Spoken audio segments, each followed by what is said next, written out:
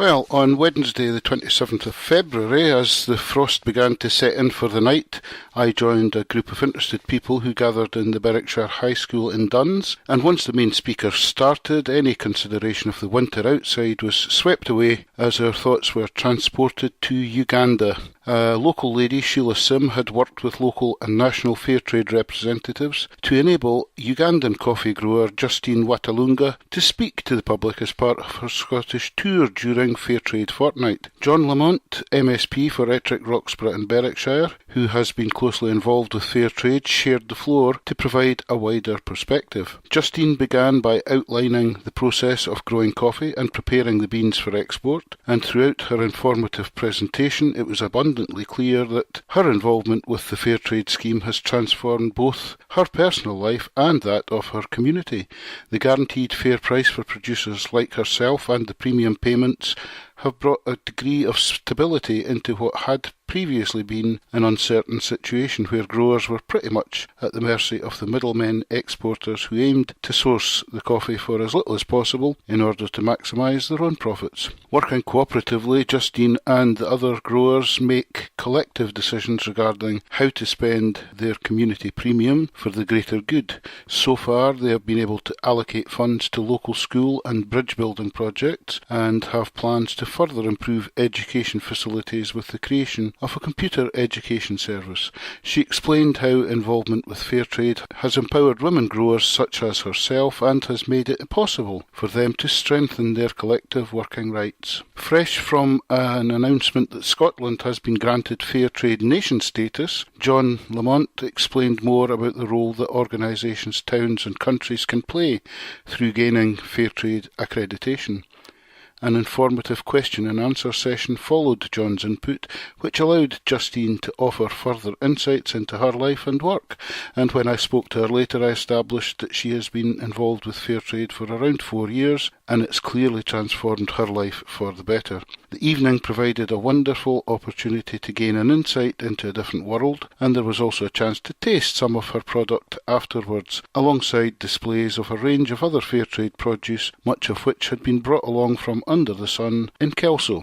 The Cooperative and Berwickshire High School Parents Association must be thanked for their invaluable help in securing the hire of the hall for the evening, and whilst it is quite possible that a number of those attending are already supporters and consumers of Fairtrade, it's events such as this that offer opportunities to find out more and encourage people to spread the word to others, so they're always welcome. Fairtrade have an aim to get more people to swap from their usual products to Fairtrade alternative options this year, and in addition to providing a just income for producers, consumers also have the benefit of rigorous quality assurance, and contrary to perceptions that some might hold, prices are very competitive and do not necessarily imply that Fairtrade items are more expensive in every case.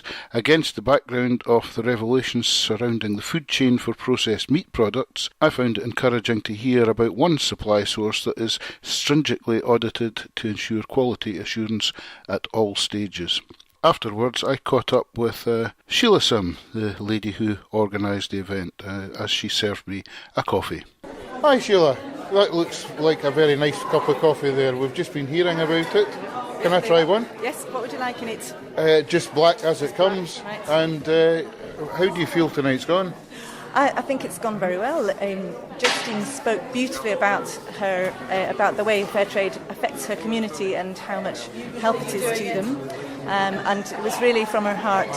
And then John told us very clearly that what we have to do to try and achieve Fairtrade status in this area, in this town and in the borders, and so we've got quite a good idea of the work ahead of us, but it's definitely worth doing. And a good turnout too, which must be quite reassuring to know that people have turned out to find out and hopefully offer support. Yes, I think there'll be a lot more activity going on now, Fairtrade activity going on around here now. Yeah, good. Well done. Thank you. And thank you. I look forward to coming back to another one next year, perhaps. Hopefully, hopefully.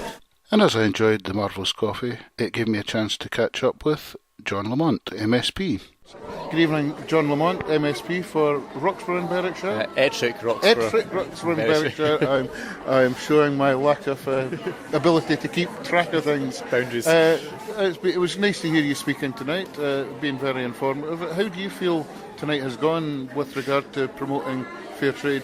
Well, I think it's been good to see the range of people who have come along tonight. Justine from Uganda spoke very passionately, very well about her role in fair trade and how she benefits so significantly from fair trade. And I think people have gone away with a much clearer understanding about the importance of fair trade. I think they hopefully will understand what it involves for a community or a town or indeed a region or a nation now to become a fair trade town or country, and the work that's involved to achieve that. But also, I think, how readily available fair trade products are. It's not something where you have to go into a particular part of the supermarket or find a special shop. You can buy these goods on a day-to-day basis, and the benefits of doing that, I think, were very obvious tonight. Yeah, and I'm not sure if maybe I hadn't done my research well enough, but most of the questions I had in mind to ask have already been answered by sitting in the hall and listening there. So very informative night, and between yourself and Justine, well worth coming, and I'm sure the people who have turned out will be glad they came too. Well, I hope the word now gets spread, because obviously I suspect tonight we're speaking very much to the converted. A few new people I suspect, but it's about getting the wider community sort of bought into this as well. Just it's a drip effect. People tell people, and it just gradually grows. Well, thank you very much for your time. And finally, to round the evening off, sat down at a table for a final word with Justine and Emma Darby-Bowler from Fairtrade, who had travelled up to be there in support for the tour. I'd just like to say thank you very much for coming, and there is one question that I'd like to ask. And you have been growing coffee for longer than you've been involved with fair trade. In fair trade, I've in fair trade for 4 years. Yeah. So, how has fair trade changed your life? Yeah, fair trade has made a great change, a very great change. One, in the price. We have been along producing the coffee, but we had no price. Stable price like we have now. We have been moving down and up. Middlemen have been challenging us, changing the price there and then. Price has changed. But now, because of fair trade, we have one price which is the highest. Fair trade markets are the only organizations have the highest market. So the price is stable, that one is changed. Then we have been along with only one school at our community. But the fair trade has made a change. We are building smaller schools up for reachable children in the younger stages.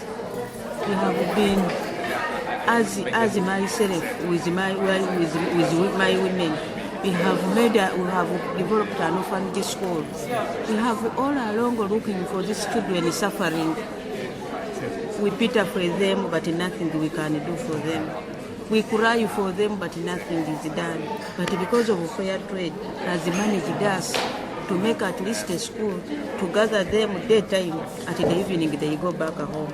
But during the daytime, they access education. We feed them, we treat them, we talk with them. At least we share some problems with them. At the time they went home, they become okay. When they have problems at home, they come and tell us, because they know we are sympathizing with them. We are the only people who can help them. That is because of fair trade. Yeah, and that's just in 4 years, so your future must seem far, far brighter and far, far more positive now. Yeah, if this fair trade continues supporting. Yeah, if it continues. If people buy the fair trade products and this premium continues coming down, most of the communities are going to develop. new projects are going to be made because we have some new plans. Some projects we have not finished them because some are just starting. So we need more support so that we finish the project, we create the new one, so that our lives will change from bad condition to better conditions. And I imagine when you return to Uganda, you'll be able to tell your colleagues about the support that you've received over here. Yes.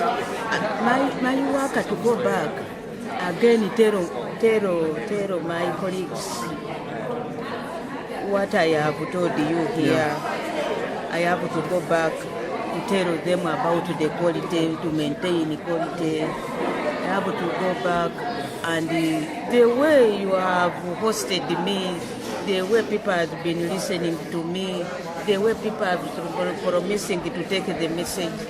So I will be telling the men and the women to produce more quality products, so that this quality products have to come, and then we get the premium. It's nice to get some good news for a change and hear some positive things. And Emma, is there anything you'd like to add about the work of Fairtrade from your perspective? Yeah, I guess we talk a lot about the fact that Fairtrade in the UK has only grown because people support it, and it's a grassroots movement, so it came out of people realising that there was a problem and wanting to make a change.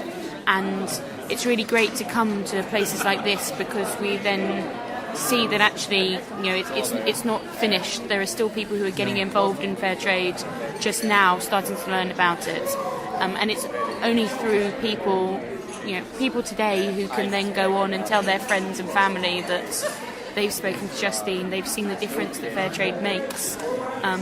You're persuading other people to buy Fairtrade. It's not just Justine persuading, it needs to be everybody in the room telling their friends that Fairtrade does make a difference and that where they can, they should be buying it. Yeah, thank you.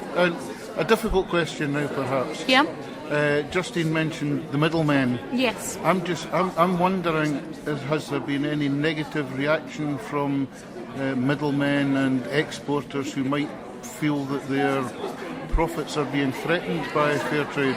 I think that it's a relationship that has been difficult in the past. There's a lot of stories of middlemen taking the products at the lowest possible price, and that more direct relationship has inevitably meant that some of that is cut out. It's not something that I have a great experience in, but I think anything that makes the producers have a far closer connection to the consumers and means that the value is going back to the people who grow it can only be a good thing from our side. Yeah. So, yes. Okay. Oh, thank you very much. Okay.